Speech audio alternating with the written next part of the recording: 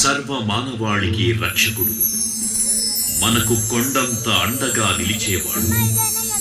మనసులో తలచిన వెంటనే గుండెల నిండా ధైర్యాన్ని నింపగలిగే మహాయోధుడు, అభయహస్తంతో ఎల్లవేళలా మనల్ని కాపాడే ఆ పవనపుత్రుడిని ఇప్పుడు మనసారా స్తుతించుకుంటూ శ్రీ పంచముఖ ఆంజనేయ స్వామిగా అవతారమెత్తిన కథని దృశ్య రూపంలో తిలకిద్దాం రండి. ప్రసన్నాంజనేయం ప్రభాదిత్యకాయం ప్రకీర్తిప్రదాయం భజే వాసుపుత్రం భజే బాలగాత్రం భజే పవిత్రం భజే సూర్యమిత్రం భజే రూపం భజే బ్రహ్మతేజం. అది రామాయణ మహాయుద్ధం భీకరంగా సాగుతున్న తరుణం.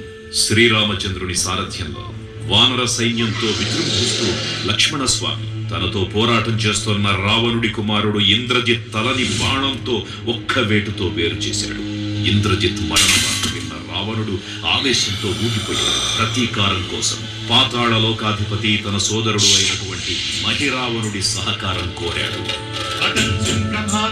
సాయంత్రమీ నామ సంకీర్తనలు చేసి నీ రూపు వర్ణించి నీ మీద నేదండ ఘటించేయ నీ మూర్తి గావించి నీ సుందరం పెంచి నీ రాసదాసుండనై రామ భక్తుండనై నిన్ను నే గొల్చెదన్. నీ కటాక్షంబునం చూచితే వేడుకలు చేసితే నా మొరాలించితే నన్ను రక్షించితే. తంత్ర విద్యలో ఆరితేరిన మహిరావణుడి దాడి గురించి విభీషణుడి ద్వారా ముందుగా తెలుసుకున్న హనుమంతుల వారు తన ప్రభువుల విశ్రాంతి మందిరానికి కాపలా ఉండగా ఆ దుష్టుడు లోపలికి ప్రవేశించడానికి పలు ప్రయత్నాలు చేసి చివరికి మాయోపాయంతో విభీషణుడి రూపం ధరించి మందిరంలోకి ప్రవేశిస్తాడు. నిద్రిస్తున్న రామలక్ష్మణులను అపహరించి పాతాళ లోకానికి తీసుకుని పోతాడు.